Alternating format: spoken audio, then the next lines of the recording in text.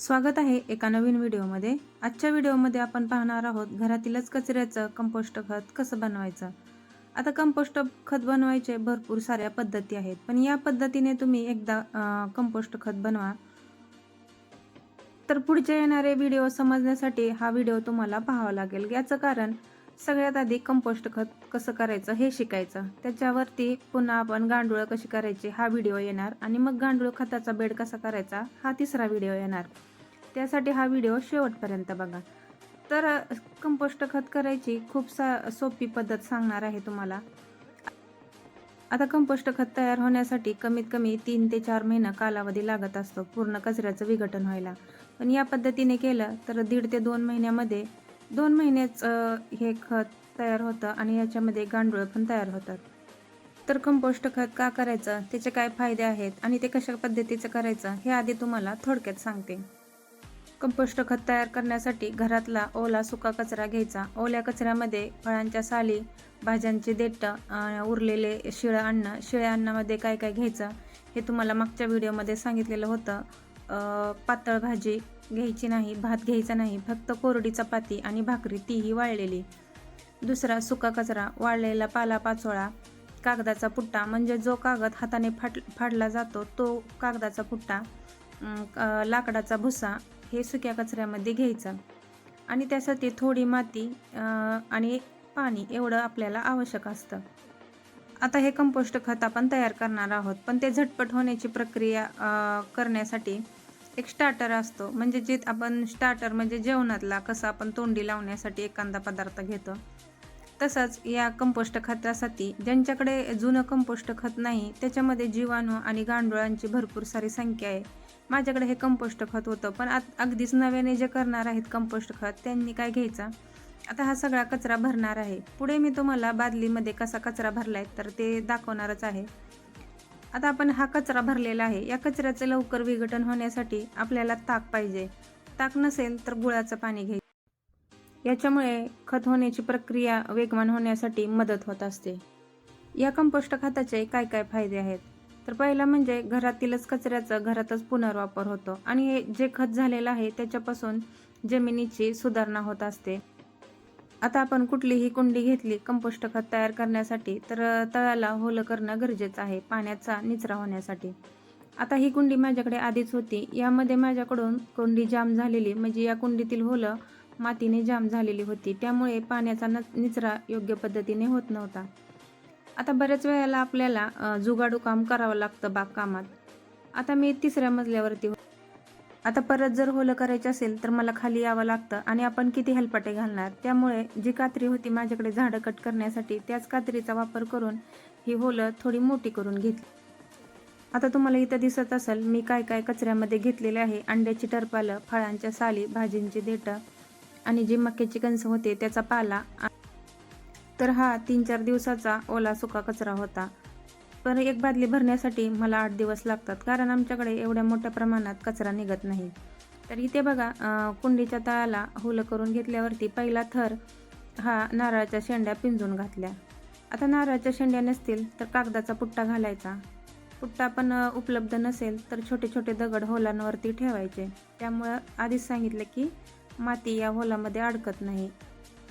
आता दुसरा थर म्हणजे हे तयार झालेलं कंपोस्ट खत। नारळाच्या शेंड्या पिंजून घातलेल्या होत्या त्यावरती सुद्धा एक कंपोस्ट खताची लेअर द्यायची। आता आपण वरून कचरा टाकत असतो, त्यामुळे खालच्या थराला जर कंपोस्ट खत असेल तर ह्या कचऱ्याचं खालच्या बाजूने सुद्धा लवकर विघटन होत असतं आणि वरून तर आपण मातीचा थर देणारच असतो। तर इथे मी मातीचा थर टाकलेला आहे आणि त्याच्यावरती तयार कंपोस्ट खत आहे, त्याच्यामुळे हे मी तयार केलेलं कंपोस्ट खत लवकर तयार होणार आहे।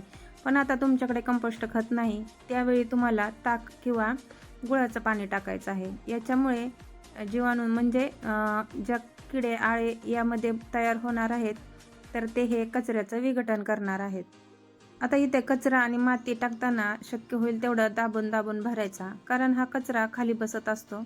त्यामुळे बघा 2-3 दिवसाचा आधी कचरा भरून घेतला आणि हा नंतर 2 दिवसाचा कचरा, अशा पद्धतीने मी ही कुंडी भरलेली आहे।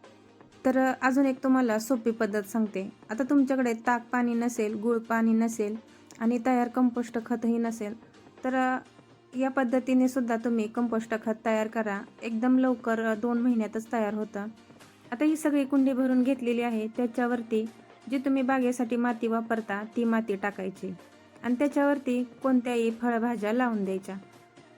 फळभाज्यांची रोपं नसतील तर घरातीलच मेथी, कोथिंबीर अशा बिया लावायच्या. आता जी कुंडी तुम्हाला दाखवलेली आहे याच्यामध्ये सुद्धा मी भेंडी आणि काळ्या पावट्याचं बी लावलेलं आहे. त्यामुळे सुद्धा जसजसं ही रोपं वाढत जातात तसं ती मुळं खाली मातीच्या शोधात, अन्नाच्या शोधात जात असतात. त्यामुळे कंपोस्ट खत किंवा हे जो कचरा भरलेला आहे त्याचं लवकर खतात रूपांतर होत असतं.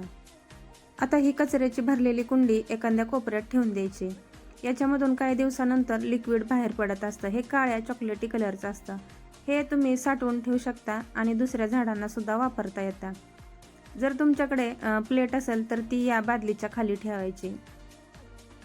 नाहीतर सगळ्या टेरेसवर हे पाणी पसरलं जातं आणि ते दिसायला चांगलं दिसत नाही.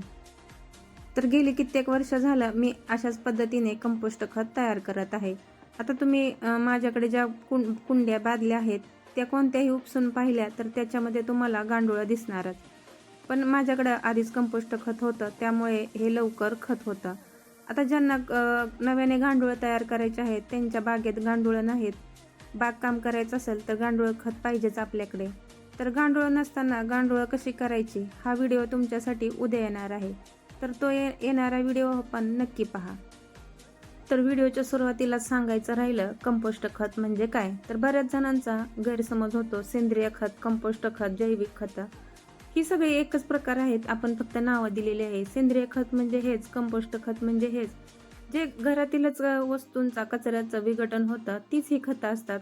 आता कंपोस्ट खत म्हणजे सेंद्रिय पदार्थाचे सूक्ष्मजीव जंतूमुळे विघटन होऊन जो मातकट पदार्थ तयार होतो त्याला कंपोस्ट खत असं म्हणायचं. आता या कचऱ्यावरतीच आपण प्रयोग केला म्हणजे या कचऱ्याचं खत केलं आणि हे खत झालंय कसं ओळखायचं, तर हे कचऱ्याचं विघटन झालेलं दिसतंयच आपल्याला. पण या मातीला एक वेगळा सुगंध येत असतो. पाऊस पडल्यावर जसा मातीला वास येतो तसाच या कचऱ्याच्या खताचा सुद्धा इतका भारी वास येत असतो. आता मी जे पाणी टाकत आहे तर असं वाटत होतं की पाऊसच यायला लागलेला आहे का काय. त्यामुळं तुम्ही एकदा या पद्धतीने खत तयार करून बघा. तर नव्याने कंपोस्ट खत किंवा बागकाम सुरू करणार आहेत त्यांनी कचरा भरताना ग्लोव्हचा वापर करा. आणि जेव्हा तुम्हाला मातीशी काम करायचं आहे तर त्यावेळी हाताने ही माती भरा. कारण विज्ञानाने सुद्धा सांगितले आहे, माणूस जेव्हा मातीशी जोडला जातो त्याच्या नखाला माती लागते तेव्हा त्याला आत्मिक समाधान मिळत असतो. तर ज्यांच्याकडे भरपूर अशी जागा आहे किंवा कमी जागेत सुद्धा आपण ही स्वतःच्या कुटुंबाला पुरेल इतका भाजीपाला पिकवू शकतो, तोही घरातील कचऱ्यावरती. तर एकदा नक्की प्रयत्न करून बघा. भेटूया नवीन व्हिडिओसोबत, नवीन माहितीसोबत. तोपर्यंत बाय बाय.